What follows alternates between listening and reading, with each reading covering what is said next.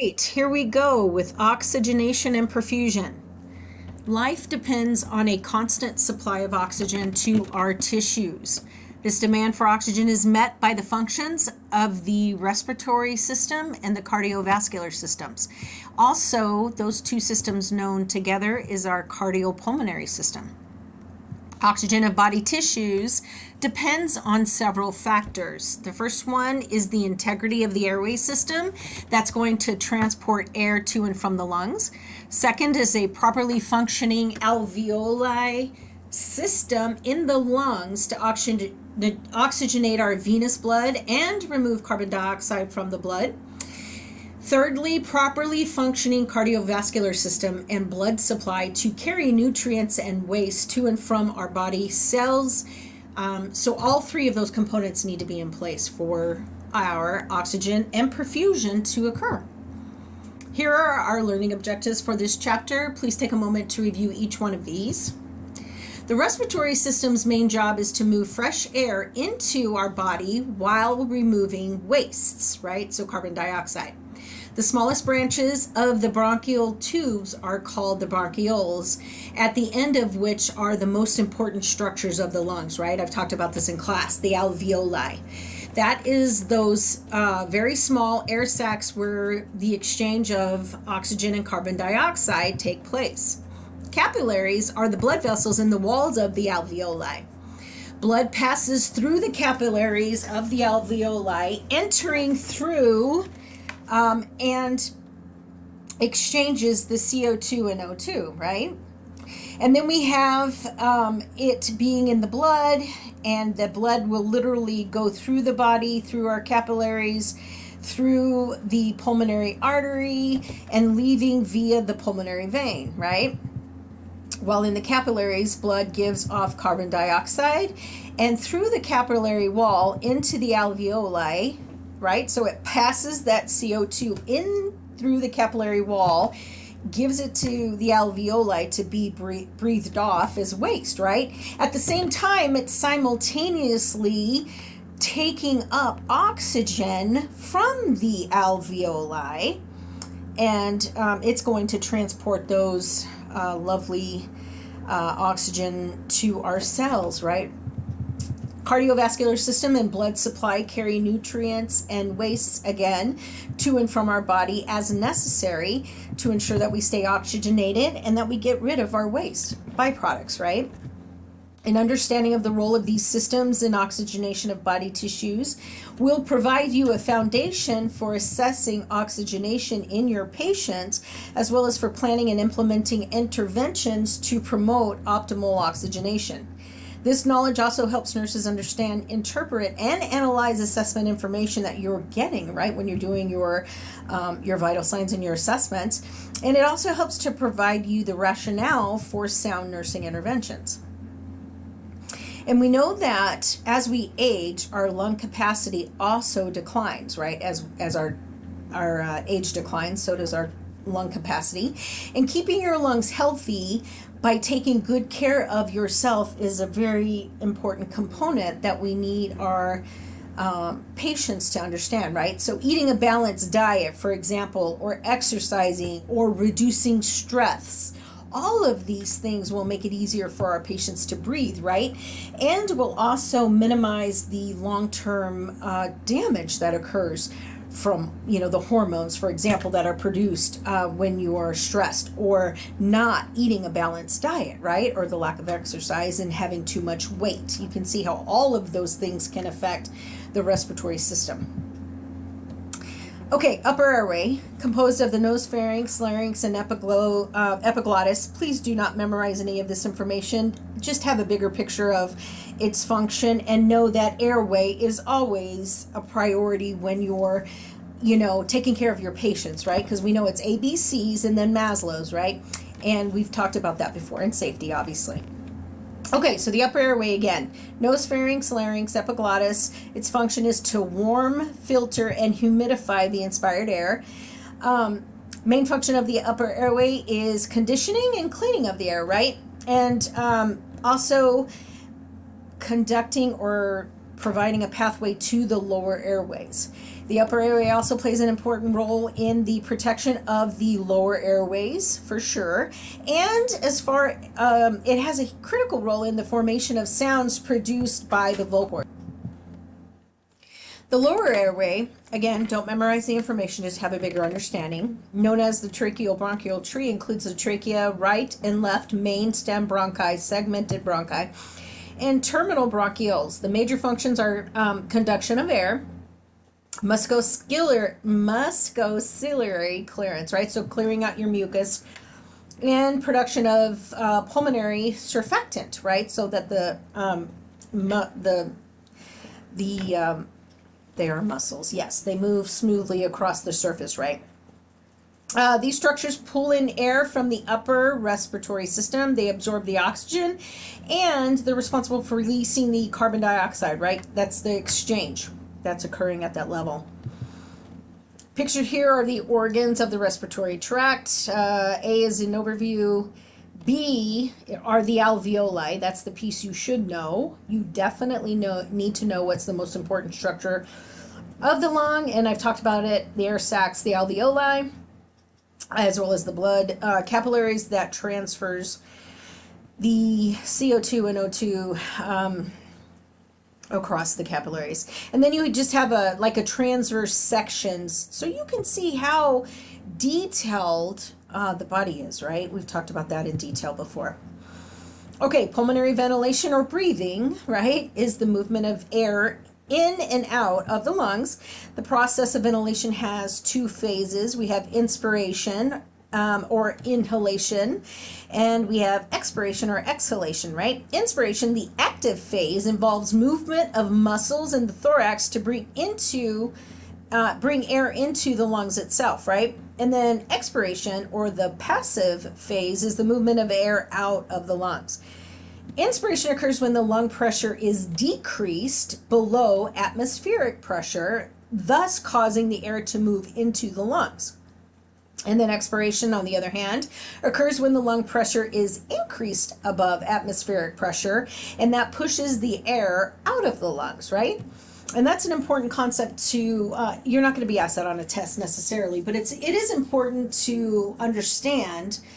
Well, you might be asked a question in HESI about the negative pressure, right, that occurs compared to atmospheric pressure. So remember, atmospheric pressure is what's on the outside of our body, right? But what keeps the lungs inflated in your chest is that it's negative pressure, right? And that's what keeps it inflated. So if you ever have some trauma and that area is disturbed, let's say you have, you're in a car accident and something comes through the windshield and disturbs that negative pressure, and you have, a piece of metals protruding out then your lung is going to collapse, right? It's going to disturb that a bit. Inspiration is the phase of ventilation in which air enters the lungs. It is initiated by contraction of the inspiratory muscles, or your diaphragm, right? It's literally your diaphragm. Remember from A and P, it flattens, right? So extending the inferior dimension of the thoracic cavity. So as a result, your body will be able to inhale air, right? And then the external intercostal muscles that elevates your ribs and sternum, extending the anterior posterior dimension of your thoracic cavity, right, allowing for expansion of that area.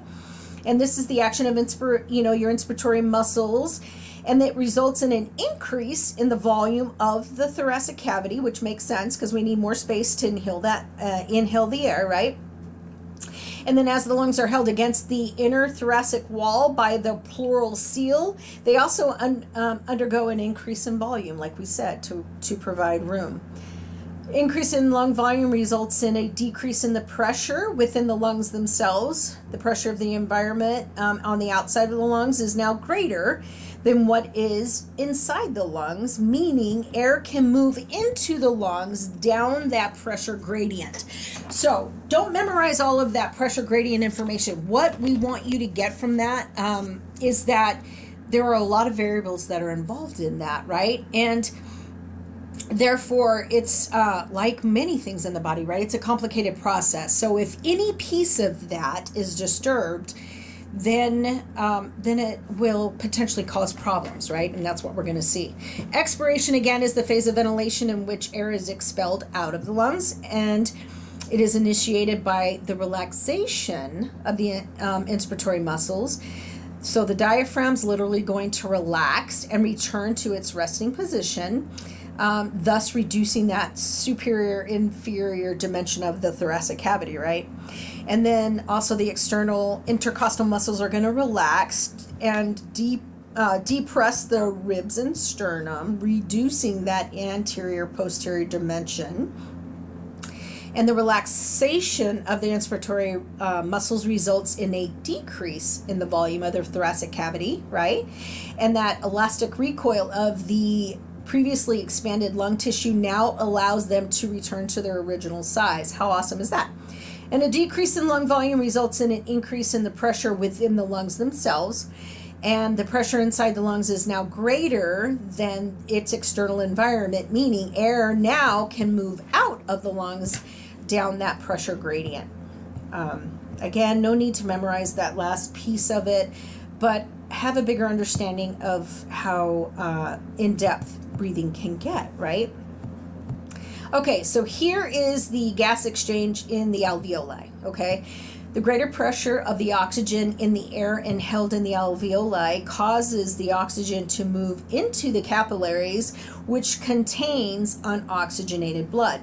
The carbon dioxide in the returning venous blood moves from the capillaries, the area of greater concentration, into the alveoli, which is an area of lesser concentration, right?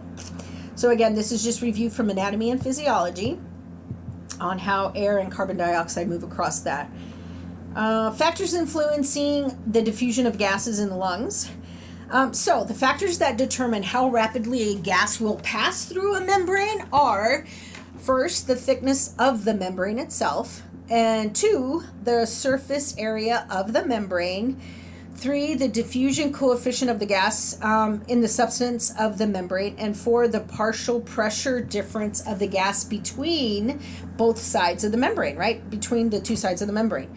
Now, why do we talk about this? Well, because when you have disease processes, for example, so many, right? But for example, COPD, there will be a change in one of those 4 variables that makes it more difficult for the oxygen and carbon dioxide to move right between the membranes.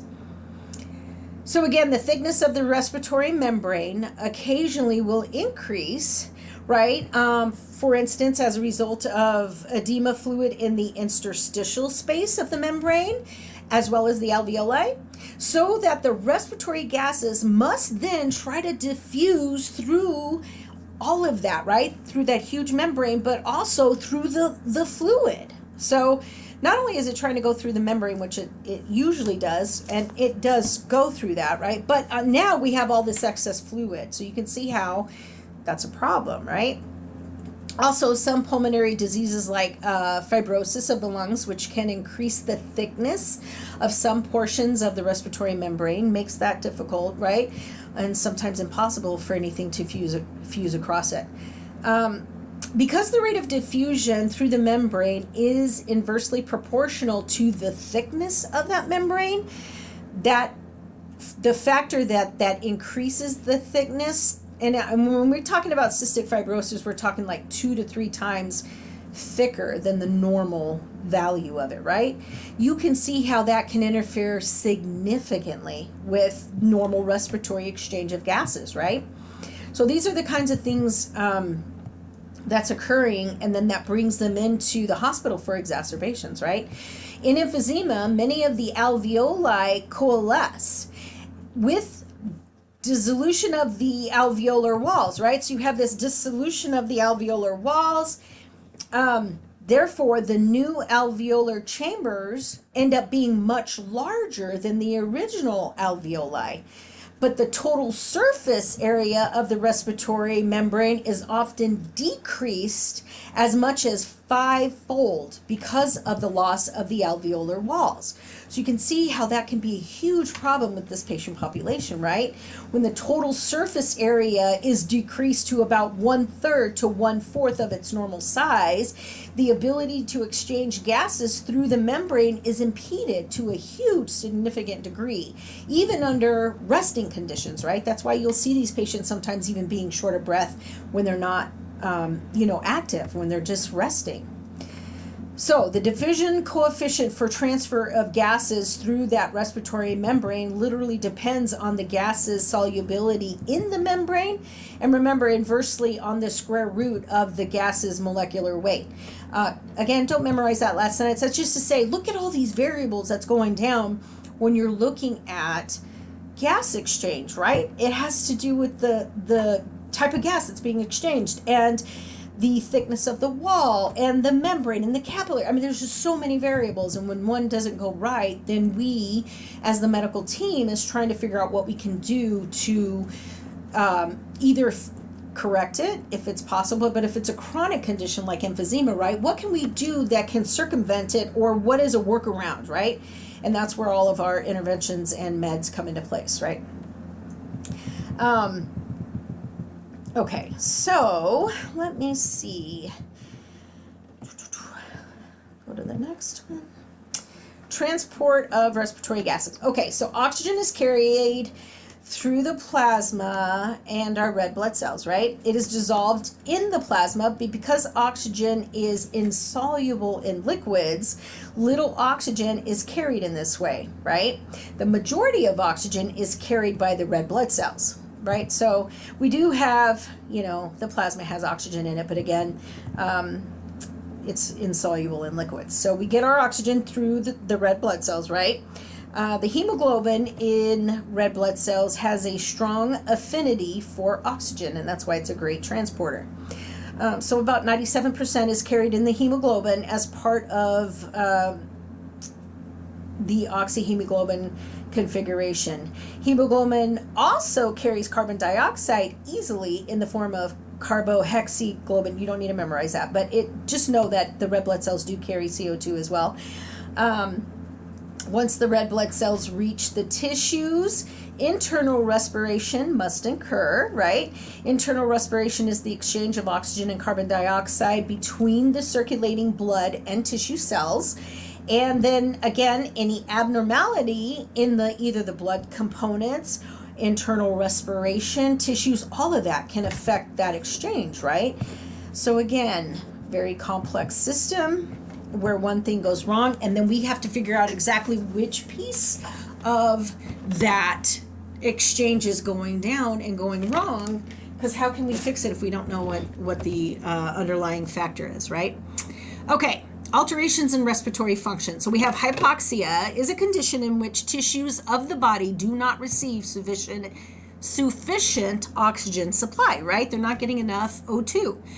The balance between tissue oxygen supply and consumption results in an insufficient oxygen supply to maintain cellular function. Remember, everything in our body, every cellular function requires oxygen to do that. Everything, right? So how does this insufficient oxygen supply to our cellular function in the body, how does that present in a patient population where your patient's going to be short of breath? They could be rapid breathing, tachycardic, they're going to be restless, they could get confused, right? Dyspnea is labored breathing or breathlessness, breathlessness, a feeling of not getting enough oxygen into the lungs. That's dyspnea. It can also cause chest tightness, right, with some patients. Some medical conditions that can cause acute dyspnea are heart failure. You learned that, right? Low blood pressure, pneumonia, pulmonary embolisms. What else? Stress, anxiety. So many things, right? Okay, chronic conditions like COPD, others, interstitial lung disease, or even scarring of the lungs, maybe patients with poor conditioning, Obese patients, heart disease patients, all of those are good examples, right? Hypoventilation is breathing that is too shallow or too slow to meet the needs of the body. If a person hypoventilates, the body's carbon dioxide level rises. This causes a buildup of acid and too little oxygen in the blood. Okay, so again, if a person hypoventilates, what they're literally doing is retaining more CO2 than the oxygen that they're giving off, right? So CO2 levels build up, thus over time changing the acidity of the blood, right? So too much acidity, and then you have a person will eventually, like neurologically, as their blood becomes more acidic, they're going to end up being more feel sleepy, and they're going to have changes in their neurostatus, right? Factors affecting cardiopulmonary function and oxygenation. So there are many factors that can contribute to poor cardiopulmonary function and oxygenation, as both are needed to be provided in order for the organs to feel oxygenated, for the tissues to feel oxygenated. We talked about for breakdown of electrolytes and things like that, right? All of that takes oxygen to do those processes in the body. So some examples would be people with poor health, such as an acute or chronic illness. They will experience a decrease in function, causing a reduction in oxygenation, right? Some medications can also cause a decrease in function, such as blood pressure medication. If not monitored, blood pressure can be reduced too much, causing low blood perfusion to tissues. We saw this at Mission Palms this week. A patient's blood pressure was low, and the patient had issues with having low blood perfusion to their tissues and was unable to physically do much that day because it had knocked the body's ability to provide oxygen to its tissues adequately, right? The patient ended up being totally fine, but it's something that we need to also, be on the lookout for, and know that the medication could have a side effect in that, like that. Other things like lifestyle considerations, for example, exercise obviously promotes oxygenation through a reduction in stress on the cardiopulmonary systems, right? That's why we tell our patients it's really good to exercise, preferably 3-4 times a week. So another thing could be maybe the patient's environment, right? We know that the environment can expose the lung tissue to contaminants leading to pulmonary diseases. And we've talked about that in class when we're talking about patients who work in the coal mines and being exposed to that dust will end up getting, black lung later on in life. Or it could be pollution. There's been a direct evidence-based practice linked to some New York and some major cities in California that has led to lung tissue damage because of the pollution they're being exposed to. So all of these are factors, right? Please take a look at a focus on the older adult in your textbook because it lists some really good nursing strategies to address as we age and with our changes, even with healthy older aged patients, right? There's things that you can do to help them. And we know that even the healthiest of the elderly are gonna have age-related changes in oxygenation, right? There are, for example, you have the landmarks on the body, especially the bony prominences, right, are really prominent because they don't have that subcutaneous tissue that we talked about earlier in the block, right? Kyphosis also contributes to the appearance of leaning forward. That's where, I think there's a picture in one of the other PowerPoints, right, where the spinal starts to curve and their head leans forward, right? They end up getting a barrel chest deformity, which is that increased anterior posterior diameter, right? And then we have tissues and airways are more rigid. The diaphragm moves less efficiently, so breathing in and out becomes more difficult. They also have, obviously, an increased risk for disease, especially pneumonia, and we talked about this in class too, right? even aspiration pneumonia. They can't even clear out the fluid that collects in the lungs. Sometimes it's difficult for them to clear out, right? So it could just be pneumonia from the inability to clear those lungs out. All kinds of stuff, right? Lots of exacerbations. Okay, health history. So the patient's health history is an essential component for assessing the cardiopulmonary function and the patient's ability to maintain adequate oxygenation of their tissues, right? This information can be obtained either from the patient or a family member, friend, whoever happens to be, closest to the patient, right? The nursing examination combined with the laboratory findings can provide pretty good information to identify your patient's strengths, maybe the nature of the problem, their course, right? So the beginning of the history of it and how it's progressed, related signs and symptoms, its onset, frequency, right? How this deficiency has resulted or affected their activities of daily living and how it's affecting their life, right? The nurse decides based on these findings what problems can be treated independently by the nurse, right? And we'll go ahead and do those. Other problems also will be referred to, if they're dependent, it would be like the physician for their dependent pieces, right? Give us meds. Other collaborating professionals like PTOT, those kinds of things, right? The nursing history, an important clinical tool in the early steps of the nursing process, also includes a cardiopulmonary component, right? The information gathered provides data about why the patient needs nursing care and what kind of care is required to maintain sufficient oxygenation of the tissues. Interview questions help identify current or potential health deviations, actions performed by the patient for meeting their cardiopulmonary needs, as well as the effects of those actions, right?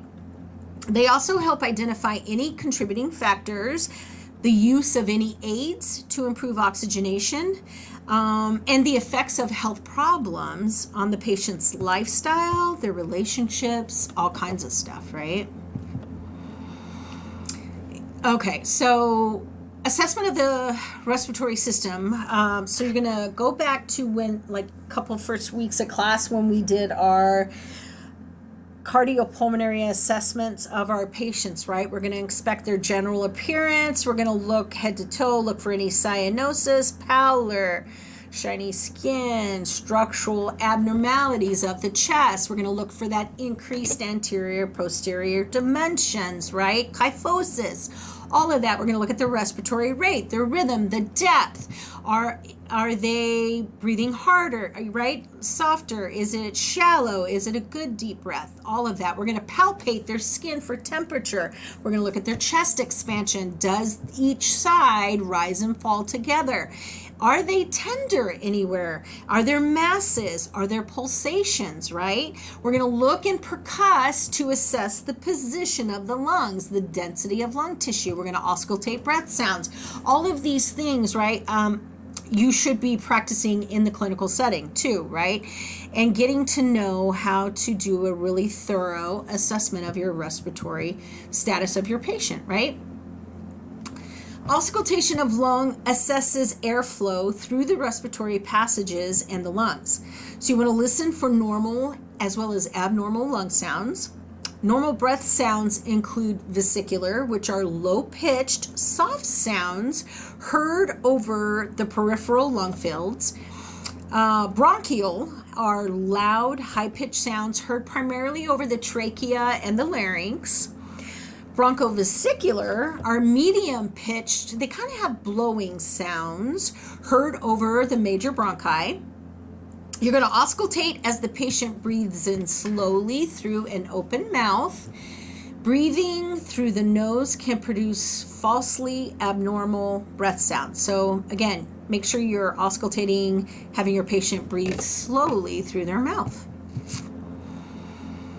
In addition to airflow, listen to adventitious sounds. So that just means extra abnormal sounds of breathing, like wheezes or crackles. Abnormal lung sounds can occur as a result of alterations in the respiratory system, or it could be alterations in the cardiovascular system, but they lead ultimately to impaired oxygenation, right? Crackles frequently heard on inspiration are soft, high-pitched, discontinuous, meaning like intermittent, popping sounds. They are produced by air passing through fluid in the airways or alveoli, right? So it's literally air passing through fluid, and an opening of the deflated small airways, right? They occur due to inflammation or congestion and are associated with pneumonia, heart failure, bronchitis, COPD, right? Several conditions. Wheezes are continuous musical sounds produced as air literally passes through the constricted, swelling airways, through the narrowed airways, through the secretions that are there. Tumors can also produce wheezing sounds. And they're often heard in patients with asthma, tumors, buildup of secretions, all kinds of things like that, right? So there's a link here. I would recommend that you listen to the links for the different abnormal adventitious lung sounds so that you can begin to recognize what type of sound it is, right? Because we always want to document exactly what we're hearing, seeing, touching, feeling, those kinds of things, right? Our assessment findings needs to be as detailed and unbiased as possible, right? Okay, pulmonary function tests, or what we call PFTs, are non-invasive tests that show how well the lungs are working. The test literally measures lung volume, capacity, rates of flow, how well gases exchange in the lungs. This information can be very helpful to healthcare providers, helping diagnose and decide what type of treatment they're going to give for their patients' lung disorders, right? There are two types of disorders that cause problems with air moving in and out of the lungs, right? We have obstructive. This is when air has trouble flowing out of the lungs due to airway resistance, literally. This causes a decreased flow of air. And then the second one is restrictive. This is when the lung tissue and or chest muscles can't expand enough. This creates problems with airflow, mostly due to lower lung volumes. Okay, capnography, you don't need to memorize that, but it's a non-invasive measurement of the partial pressure of carbon dioxide in exhaled breath, right? Expressed as CO2, right? And then thoracentesis, or what we often refer to as a pleural tap, it's when it's even been referred to as a needle thoracoscopy. It's when we do an invasive procedure to remove fluid or air from the pleural space for diagnostic or therapeutic purposes, right? And you'll get to go, hopefully in block 2, and get to see a thoracentesis. It's really cool. Arterial blood gas usually indicates the following measurements. We have, we do arterial blood gases. You should know what's, we're not going to test you necessarily on what's part of a arterial blood gas, but as a nurse, you should know, right? Obviously, we're looking at the hemoglobin, right? Remember, hemoglobin, this little bit of review from A&P, but hemoglobin measures the amount, the protein responsible for carrying oxygen to our cells, right? So it's an important component. So arterial blood gas measures hemoglobin, oxygen saturation, right? Again, oxygen saturation measures how much hemoglobin in your blood is carrying oxygen, literally, right? It measures partial pressure of oxygen, or your PaO2, and that's different. And that's a measurement or the presence of oxygen dissolved in your blood, right? It helps show how well oxygen moves from your lungs to your bloodstream. So that's an important calculation, right? And then we have partial pressure of carbon dioxide, or PaCO2. That literally measures the amount of carbon dioxide in your blood, as well as how well carbon dioxide can move out of your body, right? So that's an important factor. It Arterial blood gas also measures the pH, which is the balance of acid and base levels in your body, right? And the normal pH should be between 7.35 and 7.45. If it's lower than that, your blood is considered to be too acidic, right? So if your blood pH falls below 7.35, your blood is too acidic. And if it's higher than 7.45, it's too alkaline, right? Either one, very bad. Bicarbonate, or your HCO3, is also measured through an arterial blood gas. And so your bicarb is literally calculated using the measured values of your pH as well as your PaCO2 to literally determine the amount of the basic compound made from, carbon dioxide. So, and bicarb in the body helps buffer acids, right? All A&P review. Okay, let's see. Values measured from pulmonary function tests. Okay, so you do not need to memorize this screen, but have a bigger picture of what pulmonary functions tests do, right? Again, they're non-invasive tests, and show how well the lungs are working, right? And so the tests will literally measure your lung volume, capacity, rates of flow, gas exchange, so you have your tidal volume, which is the amount of air that you inhaled or exhaled during a normal breathing period. And then we break those up. So minute volume is literally how much air is exhaled per minute, vital capacity, all of these things, right? So when we're looking at vital capacity, this is the total volume of air that can be exhaled after inhaling as much as you can. So the patient will run through all these different things and can literally determine if a patient's retaining CO2, if they're breathing off too much CO2, exactly what's occurring in the lung. That's what I want you to get out of pulmonary function tests, right? So again, I want you to understand that they're non-invasive and they tell you how well the lungs are working, right? All of the aspects of it. Measures lung volume, capacity, rates of flow, gas exchange, all of that. Okay. And then this slide lists some really good nursing interventions that we can employ to promote adequate respiratory functioning. Pause the video and review it. As nurses, we encourage and promote ways to keep our patients using proper lung capacity, right? So taking deep breath, circumvent fluid collection in the lungs that can lead to bigger problems like pneumonia, right? We teach our patients to turn, cough, and deep breathe, particularly if there's an illness that has the patient experiencing excessive sedentary durations, right? Because we know if a patient's sedentary, like they are in the hospital, fluid tends to collect in the lungs because they're not moving around and getting that fluid out of their body. So we use the incentive spirometer, right, which we've discussed thoroughly in lab, but it helps to facilitate the cough and deep breathing, most importantly, the deep breathing more than cough. But it facilitates deep breathing to keep the lungs clear. We teach our patients how to use the device and ask that they use it. Every commercial is a great way, right? So every commercial, use it 3 times with every commercial that comes on TV, if they're watching TV, obviously. And if not, we just say minimum of 10 times an hour, right? Next is pursed-lip breathing, is a breathing technique designed to make your patients breathe more effectively by making them slower and more intentional. Okay, so we teach them, they do this after inhaling. So they're going to inhale, right? And then they're going to pucker their lips and exhale through them slowly and deliberately, making it count, right? So it's literally going to keep the alveoli open longer so it doesn't trap that CO2, which is a problem with COPD.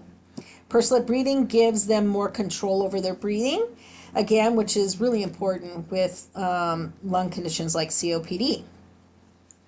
So it's like in the hospital, we'll usually say, okay, smell the flowers, blow out the candles, right? That's what we almost always say to them. So you inhale through your nose, and then you're going to exhale again through your pursed lips slowly and intentionally. Okay, diaphragmatic breathing is what we refer to as belly breathing and involves fully engaging the stomach or abdominal walls, muscles, and the diaphragm when the patient's breathing. So this means actively pulling the diaphragm down with each inward breath. In this way, diaphragmatic breathing helps the lungs fill more efficiently and to their fullest capacity. People don't realize that that they're breathing way shallow, and then when you teach them to put their hand on their diaphragm and feel that, you get such a more quality breath. Interventions to promote patient comfort are an important part of nursing care for patients with alterations in their cardiopulmonary function. Promoting proper positioning, adequate fluid intake, humidification of inspired air, especially if they're on higher flow of oxygen, appropriate breathing techniques, all of these things are used to maximize the patient's sense of well-being, right? And to promote better oxygenation to their tissues. In addition, we're going to encourage our patients to pace physical activities and not overdo it, and to schedule frequent rest periods to conserve their energy, right? Proper positioning is important to ease respirations. The proper position for breathing is a position that allows free movement of the diaphragm and expansion of the chest wall. Alternately, sitting in a slumped position permits the abdominal contents to push upward on the diaphragm, decreasing lung expansion during inspiration. So keep that in mind. Make sure they're not scrunched in like that. People with dyspnea and orthopnea are most comfortable in a high Fowler's position because accessory muscles can easily be used to promote respiration, right? Research has demonstrated that in patients with pulmonary disease who are acutely ill, for example, those that have acute respiratory distress, it would help turning to the prone position on a regular basis. In this position, the posterior sections of the lungs are better ventilated and perfused, right? And it's not something that one would think would be beneficial, right? So it took a while to figure that out. But once we did, we've been doing it now for decades. So we prone our COVID patients regularly, right? Oh, and this did recently with COVID, we didn't realize in the beginning that it would be beneficial, like we have for our previous patients, to prone them, right? So we did figure that out, shortly into the pandemic, that proning them regularly on a schedule, literally, helped with their healing times, reducing that healing times and their overall, health of them. It helps keep their secretions thin. If you also encourage drinking 2 to 3 quarts, which is like 2 to 3 liters, right, of fluids daily, a little less. Fluid intake should be increased to the maximum that the patient's health status can tolerate. So obviously, as you know, because we've had heart failure already, if they have problems with their heart, clearly we can't push too many fluids. But you want to push as much as you can because it does thin secretions and make it easier for them to expel them, right? Also, increased fluids are needed, as you know, for patients who have elevated temperature. We discussed this in lab, in class. And we also discussed that breathing through the mouth also will increase the amount of fluids that they need as well, right? Because it's drying. Or if they're coughing or losing body fluids in other ways, that we need to replenish those losses, right?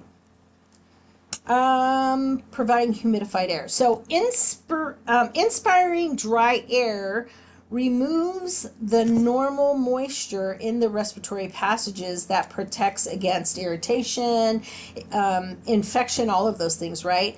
And this is especially troublesome for patients who cannot breathe through their nose. So when air humidity is low, it may be necessary to humidify the air with room vaporizers or humidifiers, right?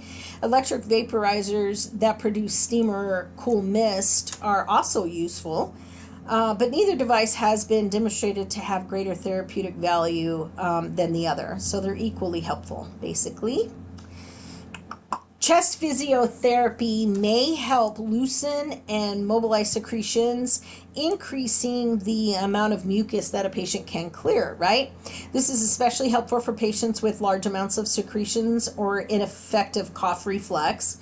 Chest physiotherapy includes percussion, vibration, postural drainage, usually done by a physical therapist or respiratory therapist too, or nurses who have this specialized skill. We had somebody in our floor in the ICU that went through training by the hospital and would go around and do it on our patients. All right, our wonderful medications. So, inhaled medications can help to open airway passages and promote better ventilation throughout the body, right? Bronchodilators are often referred to as rescue inhalers or rescue meds. They are medications that open or dilate the airways or our bronchioles of the lungs, and they do this by relaxing the bronchial muscles, and thus it allows people who have difficulty breathing to breathe better, right? With the use of a nebulizer, patients can inhale their prescribed medications directly into their lungs, giving them fast relief from inflammation and allowing them to breathe easier. Inhaled respiratory medications are often taken by using a device called a metered dose inhaler. Metered dose inhaler is a pressurized canister of medication in a plastic holder with a mouthpiece. When sprayed, it gives a reliable, consistent dose of medication into that canister, right? Dry powder inhaler is a type of inhaler commonly used to deliver medications such as inhaled corticosteroids that go into the lungs, right? This inhaler is breath activated, so the patient literally will activate the dosage. This medication is released only when they take a deep, fast breath through that inhaler, right? So deep, fast breath. And again, this is different than the metered dose inhaler that literally will push the medication into the patient's lungs, right? Medication. So we have cough suppressants, right? So literally, what's cough suppressant? Cough suppressant therapy, previously known and may still be known as antitussive therapy, right, incorporates the use of pharmacologic agents with mucolytic effects, right? So it reduces the amount of mucus and reduces the cough reflex, right? So it's inhibiting literally the cough reflex. The intent of this type of therapy is to reduce the frequency and or intensity of coughing and mucus production, and are usually used on a short-term basis. Let's see, expectorants. An expectorant is a type of cough medicine used to help clear phlegm or mucus from the patient's airway. They can take an expectorant to help relieve congestion if, for example, they have the cold or even the flu, right? Expectorants are available as standalone meds or as an ingredient in a all-one, there are those all-in-one cold medications or all-in-one flu medications sometimes. They're part of that. So that's one of the things we got to tell our patients when they go to get medications is be careful and not overdose by taking several that have both in them, right? Next is lozenges. So throat lozenges are usually small, typically medicated tablets intended to be dissolved slowly in the mouth to temporarily stop coughs, to either lubricate or soothe irritated tissues of the throat, or possibly, from the common cold or influenza, things like that. Bronchodilators, again, are rescue inhalers, like, for example, albuterol, type of medication that makes breathing easier by relaxing the muscles in the lungs and widening the airway or the bronchi, right? The bronchial. They're often used to treat long-term conditions where the airways may become narrowed and inflamed. For example, like asthma, right? So asthmatics get exacerbations where that inflammation comes on, right? And we'll use rescue inhalers to treat that. They're also used for common lung conditions that cause inflammation in the airways, like COPD, right? Next on the list is mucolytics, for example, like guaifenesin. So These aid in the clearance of mucus or sputum from the upper and lower airways, including the lungs, bronchioles, as well as the trachea, right? We get mucus that gets stuck there too. Next is corticosteroids, for example, like prednisone. Corticosteroids literally mimic the body's natural process by slowing or stopping the immune reaction that's triggered when inflammation occurs, right? When the inflammatory response occurs in the body. Corticosteroids have been shown to be so effective for managing inflammation that they're used for a number of conditions with our patients, including COPD, right? And asthma.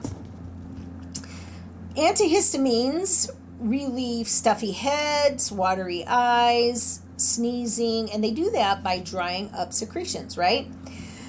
Although effective at relieving these symptoms, antihistamines can dry the air passages too much, making breathing difficult, as well as causing difficulty coughing up excess mucus, right? So we got to educate our patients about that side effect. But they're great if someone has a lot of, like their body has a huge reaction to seasonal allergies and things like that, right? So some examples would be I always slaughter this word. It's Claritin, and the generic is Loratadine, Loratadine. Then we have Cetrizine, which is Zyrtec, right? Those are two examples. And then finally, a leukotriene receptor antagonist is a group of meds that can help prevent breathing problems associated, again, with allergies, asthma, COPD.